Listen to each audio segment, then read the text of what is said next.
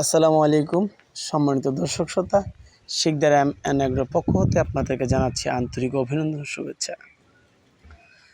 সম্মানিত বন্ধুগণ, আজকে আমরা এসেছি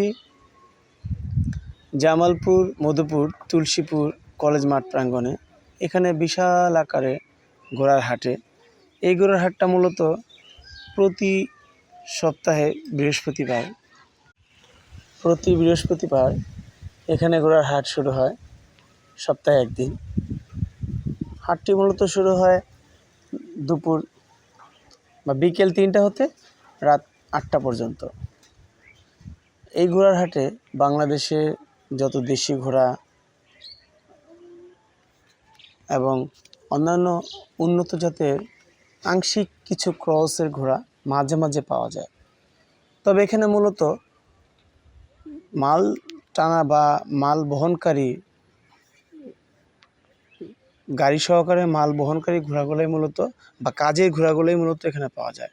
এই ঘোড়াগুলো দিয়ে মূলত বাংলাদেশের যেসব দরিদ্র এলাকা, চর অঞ্চল অথবা যেসব জায়গাতে রোড ঘাট বা গাড়ি চলাচল খুবই সীমিত বা যেখানে যেই সকল রোডে গাড়ি চলাচল করা সম্ভব না, যেমন ধরেন আপনার বিলের ভিতরে, চর অঞ্চলে, বালুময় এলাকায়, নদীর পাড়ে, সমুদ্রের পাড়ে, এই ধরনের এলাকাগুলোতে মূলত এই ঘোড়ার গাড়িগুলোর প্রচলন যথেষ্ট পরিমাণে আছে এবং এই ঘোড়ার গাড়ির ব্যবহার বাংলাদেশে যুগ যুগ ধরে চলে আসছে।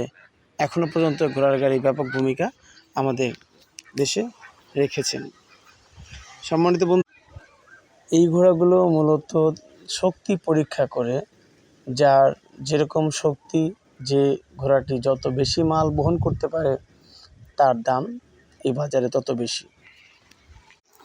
সম্মানিত বন্ধুগণ, যে কথা আপনাদেরকে বলতেছিলাম যে এই ঘোড়াগুলোর শক্তি, এদেরকে রিমাইন্ড বলা হয়।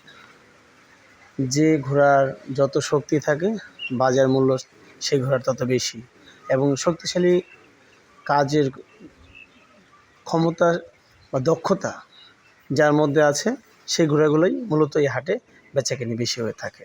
মূলত অনেক এখানে শতাধিকের বেশি বা তার অর্ধেক ঘোড়া এখানে আসে। মূলত যেসব ঘোড়াগুলো দিয়ে মানুষ কাজ করতে পারবে, যেই ঘোড়াগুলো দিয়ে মানুষের দৈনন্দিন প্রয়োজনে আসে, সেই ঘোড়াগুলি সর্বপ্রথম ভালো দামে এবং সবার আগে বিক্রি হয়।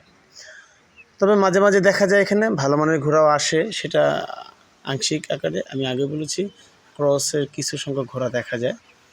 তবে আমাদের এখানে যে এখানকার পাহাড় অঞ্চলে যে আপনার আনারস, তারপর ধানের সিজনে ধান,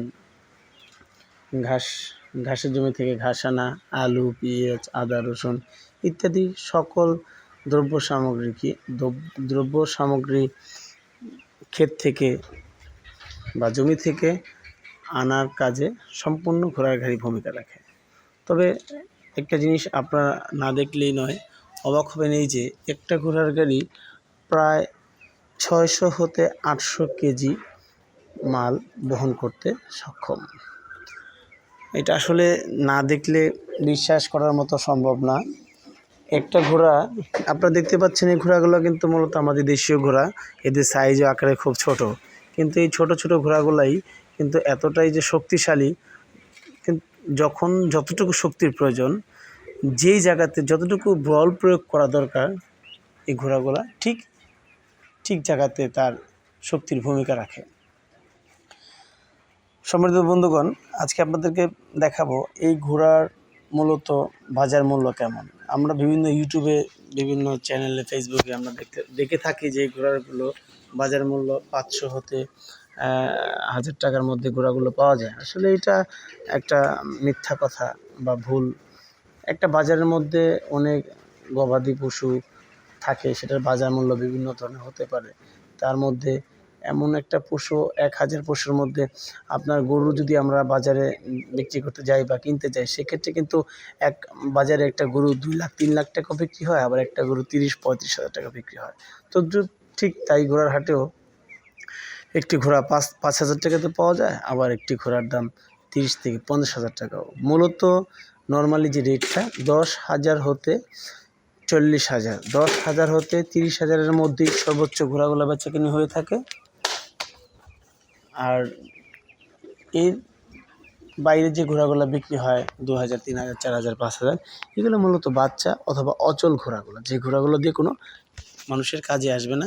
যদি সে যত্ন করে পুনরায় আবার এটাকে ভালো মন্দভাবে টেক কেয়ার করে কাজে লাগাতে পারে, তবে মূলত 10 হতে 30,000 টাকার মধ্যেই বাজার মূল্য। এই দামের মধ্যে যে ঘোড়াগুলো সংরক্ষণ মানুষ করে বা ক্রয় করে, এই ঘোড়াগুলো দিয়েই মূলত তাদের কাজকর্ম করা সম্ভব। সম্মানিত বন্ধুগণ, আপনারা আরও দেখতে পাচ্ছেন, আপনাদের কিন্তু আমি যথেষ্ট পরিমাণে ভিডিওর মাধ্যমে অল্প সময়ের মধ্যে অনেক কিছু বোঝানোর চেষ্টা করেছি। এই ভিডিওতে যদি আপনাদের কোনো তথ্য বা ইনফরমেশন সঠিক মনে হয়, অবশ্যই পুনরায় কোনো প্রতিবেদন করতে আমাকে সহযোগিতা করবেন। আর যদি ভিডিওর মধ্যে কোনো কথাবার্তা চালচলনে আপনাদের ভুল ত্রুটি মনে হয়, অবশ্যই ক্ষমার দৃষ্টিতে দেখবেন। আজকে এ পর্যন্তই। সকালে ভালো থাকবেন, সুস্থ থাকবেন। শিকদার এমএন এগ্রোর পক্ষ থেকে আপনাদেরকে আবারও জানাচ্ছি আন্তরিক অভিনন্দনের শুভেচ্ছা। আসসালামু আলাইকুম।